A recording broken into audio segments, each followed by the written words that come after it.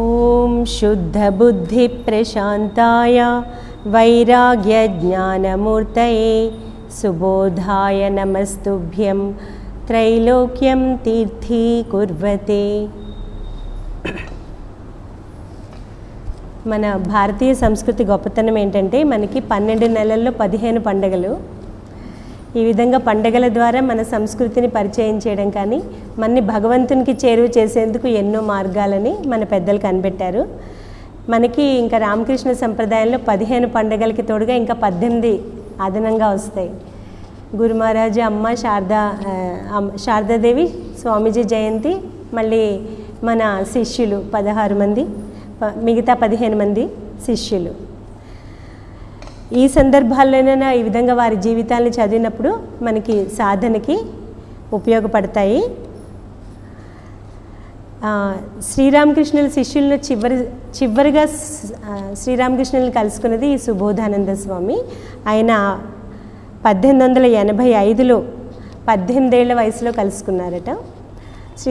సుబోధ్ని చూడగానే శ్రీరామకృష్ణులు అన్నారు, ఓ నువ్వు శంకర్ ఘోష్ ఇంటికి చెందినవాడు కదా అంటే, మీకెలా తెలుసండి అంటే, అవును మీకు సిద్ధేశ్వరి కాళీ మందిరం ఉంది కదా, నేను కలకత్తాకి వచ్చిన తొలి రోజుల్లో మీ కాళీ మందిరానికి వెళ్ళేవాడిని, నువ్వు ఇక్కడికి వస్తావని కూడా నాకు తెలుసు అన్నారట. అవునా,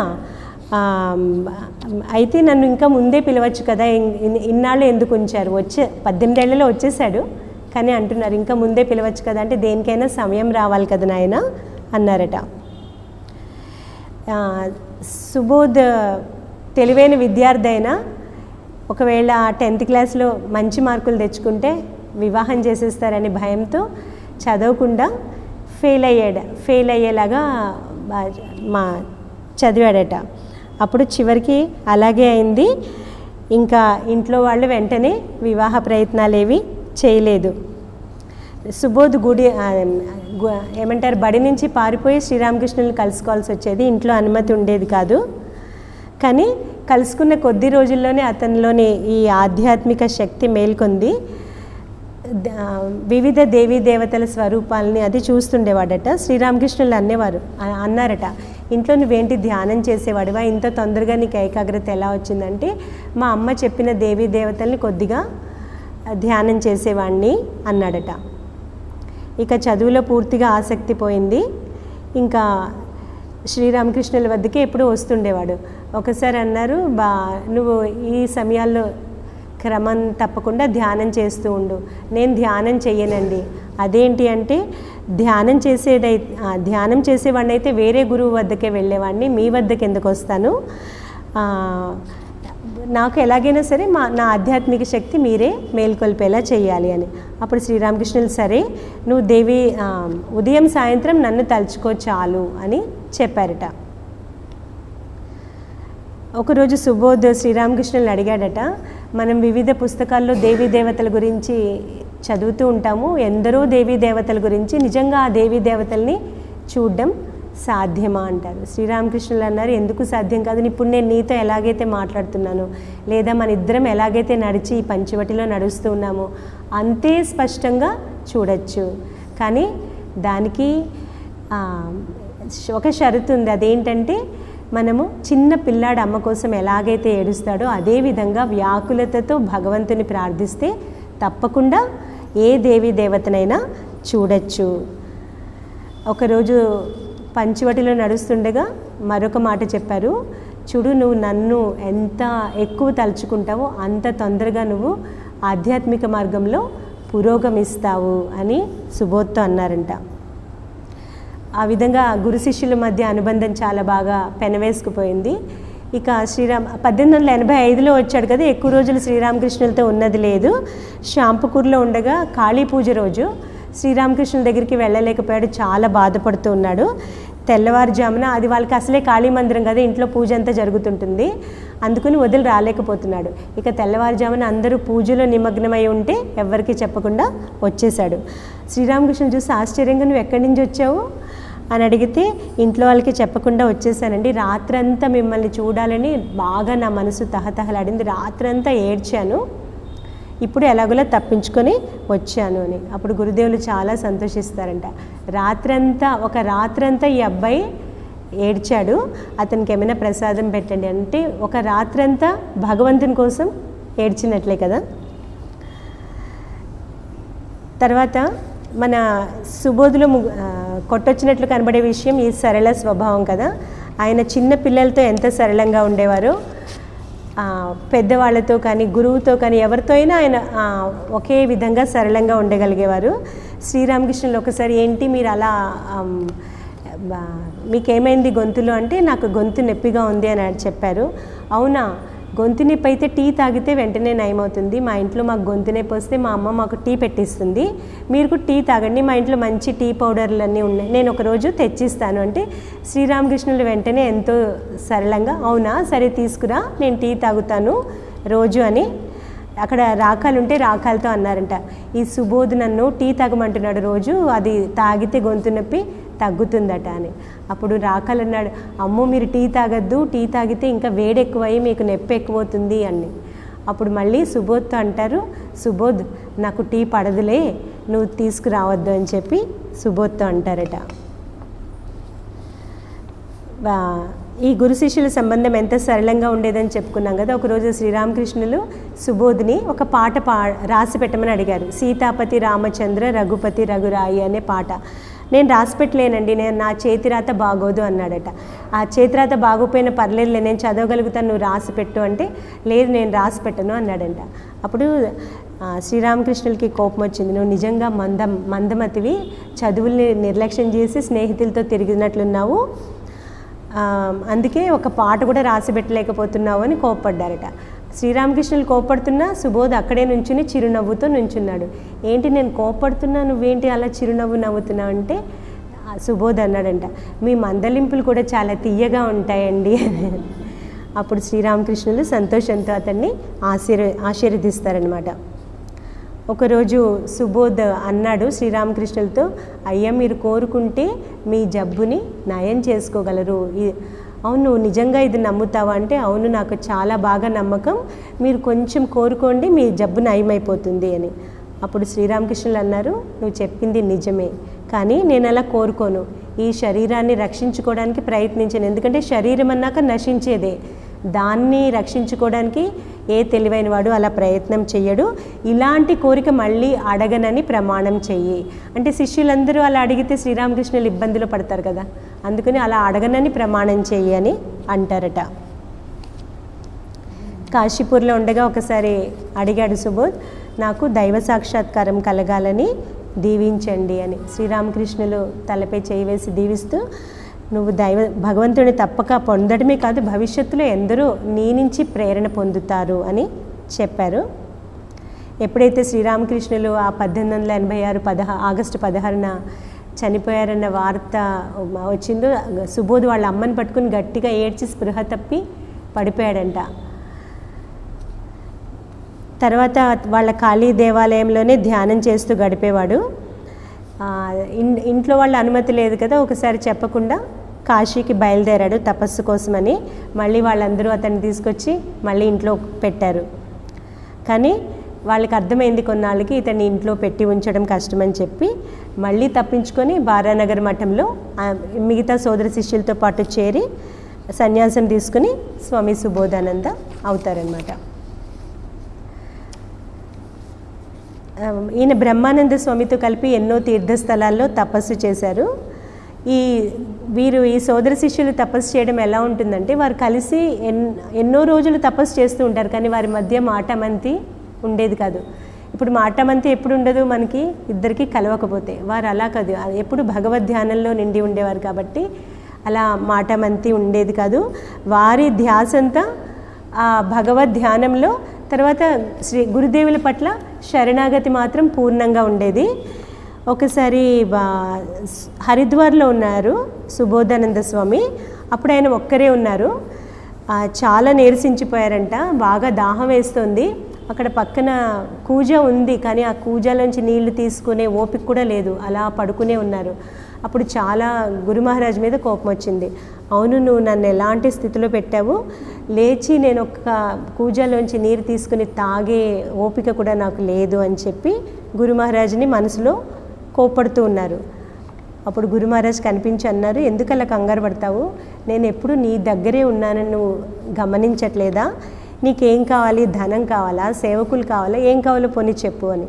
అప్పుడు సుబోధానంద స్వామి అన్నారు, నాకు ఆ రెండో అవసరం లేదు, నా దేహం ఉన్నంత వరకు రోగబాధలను ఎవ్వరు తప్పించుకోలేరు, మిమ్మల్ని మాత్రం ఎప్పటికీ మరువకుండా ఉండేలాగా అనుగ్రహించండి, నేను ఎక్కడికి వెళ్ళినా మీరు నాతోనే ఉండాలి అని అన్నాడట. అయితే భగవంతుడు ఎప్పుడు మనని పరీక్షిస్తాడు. మనం కొన్ని రోజులు 2 రోజుల తర్వాత ఇంకా ఆయన అనారోగ్యంగానే ఉన్నారు. ఒక యువ సన్యాసి వచ్చి నాకు నిన్న రాత్రి దుర్గామాత కళ్ళలో కనిపించి చెప్పింది, అక్కడ ఒక సన్యాసి అనారోగ్యంతో ఉన్నాడు, నువ్వు అతనికి సేవ చేస్తే నువ్వు తపస్సు చేసిన సమానం, వెళ్ళి సేవ చెయ్యి అని. ఇంతకు ముందే ఆయన శ్రీరామకృష్ణులతో మాట్లాడి ఉన్నారు కదా, ఆయన అన్నారు, నాయన నాకు ఏ సేవ అవసరం లేదు. తర్వాత గురు మహారాజ్తో ప్రార్థిస్తూ అన్నారు, నాకు ఇలాంటి ఆశలు చూపద్దు, నాలోని అహంకారాన్ని తొలగించారు, నాకు అదే ఆనందంగా ఉంది అని అన్నారట.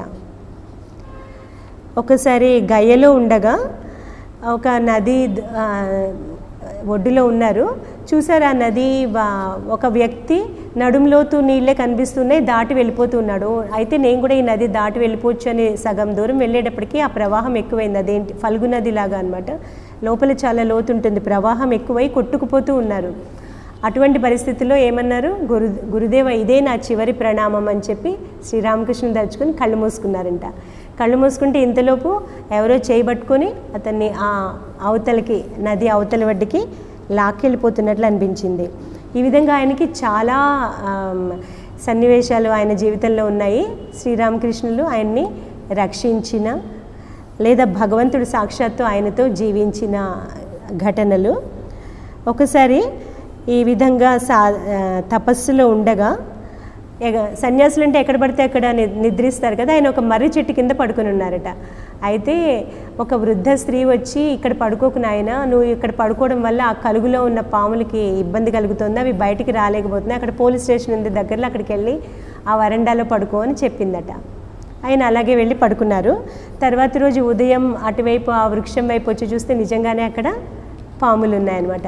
ఈ సంఘటన విన్నప్పుడు శిష్యుడు ఎవరో అడిగారట, అవును ఆ వృద్ధ స్త్రీ ఎవరు స్వామి అంటే, ఈయన అన్నారు, ఇంకెవరు, జగన్మాతే ఆ విధంగా వచ్చి మనని రక్షిస్తూ ఉంటుంది అని చెప్పారట. ఆయన మన ఏమంటారు దక్షిణ భారతదేశానికి కూడా వచ్చారు, రామేశ్వరం, మధుర, మద్రాసు వచ్చి తమిళ భాష కూడా నేర్చుకున్నారట సుబోధానంద స్వామి. ఈయన ఎంత సరళ స్వభావం అని తెలిపేందుకు మరొక ఘటన ఉంది. మఠం ఆలం బజార్లో ఉన్నప్పుడు ఆర్థిక పరిస్థితి చాలా దయనీయంగా ఉండేది. ఒకసారి శారదానంద స్వామి, సుబోధానంద స్వామి గిరీష్ చంద్ర ఘోష్ ఇంటికి వెళ్ళారు, ఏదైనా ధన సహాయం కావాలని డొనేషన్ అడగడానికి వెళ్ళారు. గిరీష్ ఎంతో భక్తుడే, అతడు ధన సహాయం చేసేవాడే, కానీ అతను మామూలుగా సాంఘిక కట్టుబాట్లను లెక్క చేయడు కదా, కూర్చోండి, రండి కూర్చోండి, మీకు తప్పకుండా డొనేషన్ ఇస్తాను అలా అన్నాడు కదా. చూడగానే అన్నాడంట, నేను ఎందుకు ఇవ్వాలి, నేను మీకు ధనం ఇవ్వను అన్నాడట. అప్పుడు సుబోధానంద స్వామి, వేరే ఎవరైనా అయితే ఏమంటారు, శరత్ మహారాజ్, శారదానంద స్వామి వంటి వాళ్ళైతే సర్లే వెళ్ళిపోదాం పదైతని వద్ద అడగద్దు అనుకునేవారు. సుబోధానంద మహారాజ్కి తెలుసు అతనిది సరళ స్వభావమే, అతను ఒక ఇలాగా తమాషాగానే అంటున్నాడు. అప్పుడు అన్నాడు, ఏం గిరీష్ మీరు డబ్బులు ఇవ్వరా, నేను ఇప్పుడే శరత్ మహారాజ్ మిమ్మల్ని గట్టిగా పట్టుకుంటారని మీ దగ్గర ఉన్న డబ్బులు పెట్టి నేను దోచుకెళ్ళిపోతాను, నేను పట్టుకుని వెళ్ళిపోతాను అని. అప్పుడు గిరీష్ తక్కువవాడు కాదు, ఓ నీకు అంత సాహసం ఉందా, నువ్వు ఎలా ఉన్నావు అసలు, నేను కనుక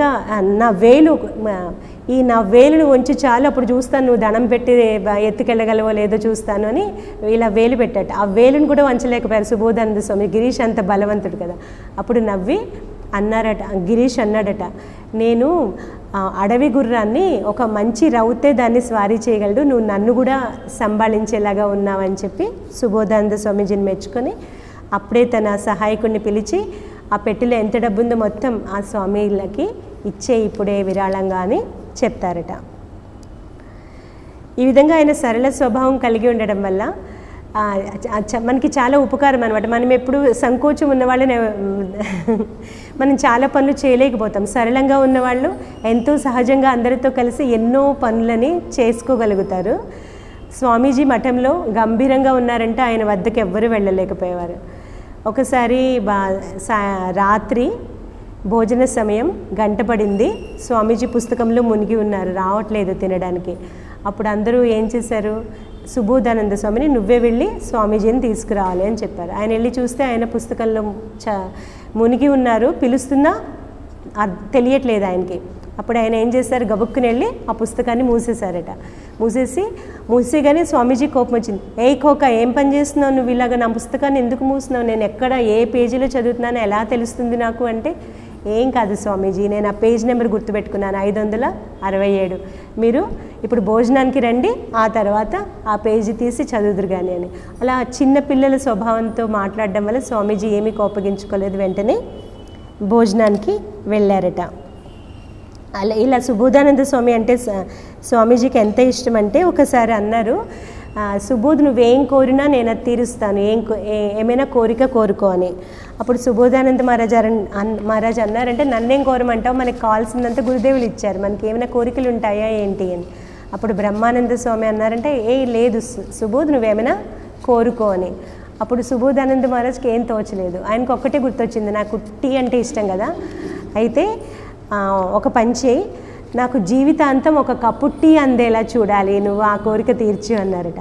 స్వామీజీ సరే అన్నారు.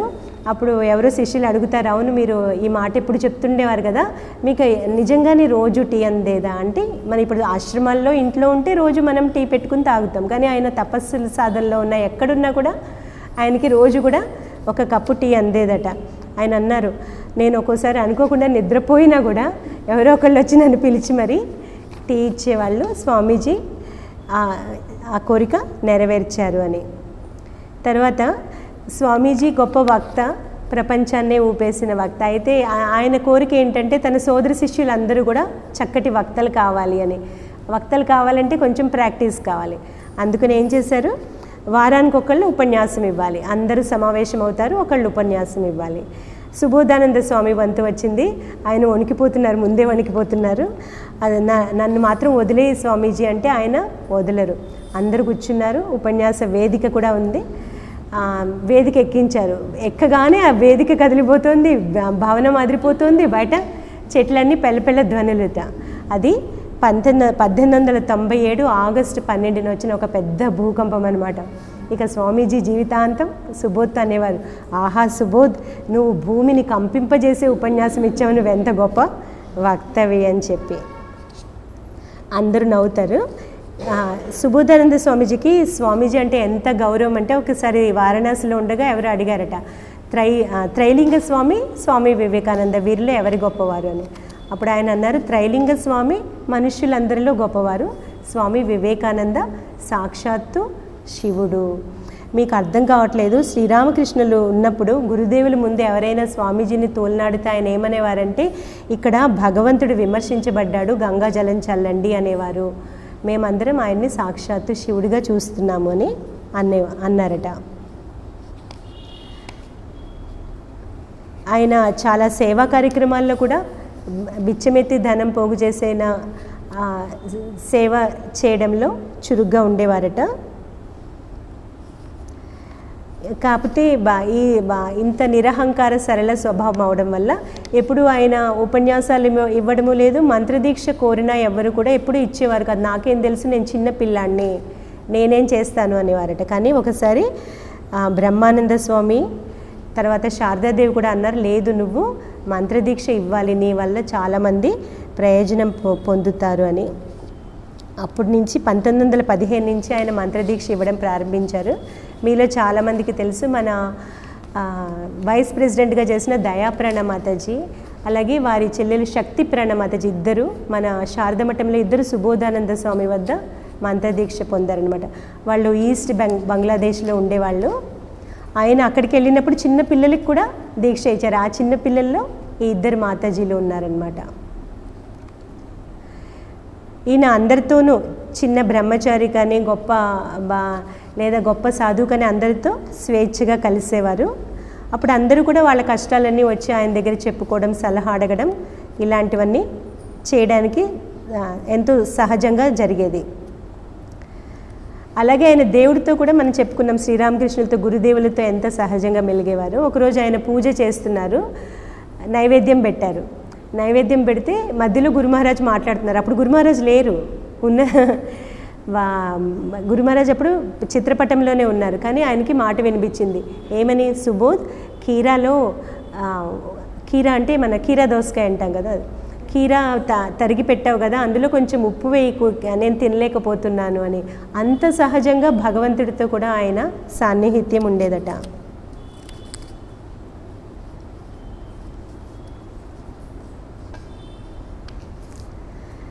ఆయన ఈ విధంగా సేవా కార్యక్రమాల్లో కూడా పాల్గొనేవారు. తర్వాత మంత్రదీక్ష కోసం అన్ని చోట్ల తిరగడం వల్ల ఆయనకి క్షయవ్యాధి సోకి తొందరగా ఆయన ఆరోగ్యం పాడైంది.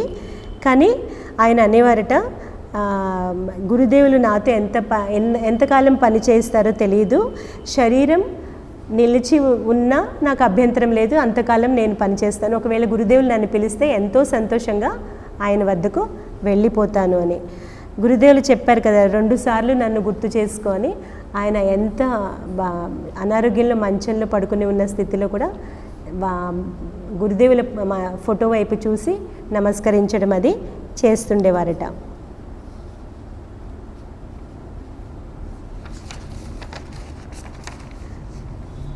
తర్వాత చివరి గంటల్లో కూడా శ్రీరామకృష్ణుల పటాన్ని తదేకంగా చూస్తూ చిరునవ్వుతోనే ఆయన శరీరాన్ని వదిలారట. మనకి ఈ సుబోధానంద స్వామి జీవితం చదివితే మనకు అనిపిస్తుంది భగవంతుడు అంటే ఎక్కడో కాదు, ఈ పక్కనే ఉన్నాడు అనిపిస్తుంది. ఒక చిన్న ఘటన చెప్పుకొని మనం ముగిద్దాం. ఈ గురుశక్తికి సంబంధించిన ఘటన. ఆయన రాంచీలో ఉన్నారు. సుబోధానంద స్వామి శిష్యురాలు ఒక ఆమె చనిపోయింది. చనిపోతే మరొక శిష్య దంపతి ఉన్నారు. వాళ్ళు ఆమెను సుబోధానంద స్వామి చేయి పట్టుకొని తీసుకెళ్తున్నట్లు దర్శనం పొందారనమాట. అప్పుడు వారు అడిగారు, ఏంటి స్వామీజీ ఇలా చూసాము, తర్వాత ఆమె చనిపోయిందని విన్నాము, మేమేమో ఇలాగా మీరు ఆమెను పట్టుకొని తీసుకెళ్తూ ఉండడం చూసాము అని. స్వామి అంటారు, నేను 2 రోజుల తర్వాత మీ ప్రశ్నకి జవాబు చెప్తాను అని అన్నారు. తర్వాత ఒకరోజు ఏమైంది, వారికి ఒంట్లో బాగాలేదు, సుబోధానంద మహారాజ్ కూడా అనారోగ్యంగా ఉన్నారు. అప్పుడు ఆ స్త్రీ గుర్తొస్తుంది ఆయనకి. గుర్తొచ్చి, అవును ఆమె ఎప్పుడు నాకు ఏదో ఒక కూర అది చేసి తీసుకువచ్చేది, ఆమె ఉంటే నాకు ఇప్పుడు ఈ పాటికి వచ్చి ఉండేది అని అనుకున్నారంట. అనుకోగానే ఆమె కనిపించారు. ఆమె కనిపించగానే అప్పుడు అడిగారు, అవును నువ్వు మరణ సమయంలో ఏం జరిగింది, ఆ రోజు రాత్రి ఏం జరిగింది అని అడిగారట. అప్పుడు ఆ అమ్మాయి అందంట, ఏ జన్మ గురించి అడుగుతున్నారు, ముందు రాత్రి విషయమే గుర్తుండదు, ఇంకా ఎన్ని జన్మలు గడిచాయి అంటే మన శరీరంలో ఉన్నంత వరకు ఈ జన్మ గురించి అనుకోండి. ఒక్కసారి శరీరం పోయిన తర్వాత అన్ని జన్మలు ఒకటే మనకి. ఏ జన్మలో ఇప్పుడు ఈ జన్మలో ఉన్న వారితో బాంధవ్యం ఎక్కువ అలా ఏమి ఉండదు, అందరూ ఒకేసారి గుర్తొస్తారనమాట. అప్పుడు ఆమెది, ఏ జన్మ గురించి అడుగుతున్నారు, ఎన్ని జన్మలు గడిచాయి అని. అప్పుడు లేదమ్మా, రాంచీలో నువ్వు శరీరం విడిచావు కదా ఆ జన్మ అని అన్నారట. అప్పుడు ఆమె అందంట, ఓ అదా, ఆ రోజు రాత్రి నేను మరణించే ముందు ఎంతో తీవ్ర వేదంతో బాధపడుతున్నాను, అప్పుడు మీరు నా దగ్గరకు వచ్చి నన్ను పట్టుకొని తీసుకువెళ్తూ ఉన్నారు, నాకు చాలా నా బాధ అంతా తొలగిపోయింది, నాకు ఎంతో ఆనందం కలిగింది. అలా వెళ్తూ ఉంటే మధ్యలో నాకు మాట వినిపించింది, నీతో ఎవరు నడుస్తున్నారో తెలుసా అని. ఎందుకు, కోకా మహారాజే కదా అంటే, కాదు ఇటు చూడు ఎవరు అయితే మీరు ఎవరు అంటే గురు మహారాజ్. కోకా ఎవరినైతే నిన్ను పూజించమని చెప్పాడో అతన్ని అంటే శ్రీరామకృష్ణులు అనమాట. అయితే మరి కోకా మహారాజ్ రూపంలో ఎందుకు నాకు కనిపిస్తున్నారు, లేకపోతే నువ్వు గుర్తుపట్టవు కదా అంటే ఏంటి ఇక్కడ అర్థం, సాక్షాత్తు భగవంతుడు గురువు రూపంలో మనం ఎవరినైతే మనము గుర్తుపడతామో గురువు రూపంలో మన దగ్గరికి వస్తాడు అని చెప్పి.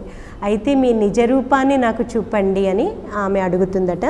అప్పుడు సుబోధానంద మహారాజ్ ప్లేస్లో శ్రీరామకృష్ణులు కనిపించారు. అంటే గురువు ఈ దేహంలో ఉండనవసరం లేదు, సాక్షాత్తు భగవంతుడు మన గురువు రూపంలో, ఎవరి గురువు రూపంలో వారికి మన దగ్గరికి వస్తాడు అని దీని ద్వారా మనకి తెలుస్తుంది.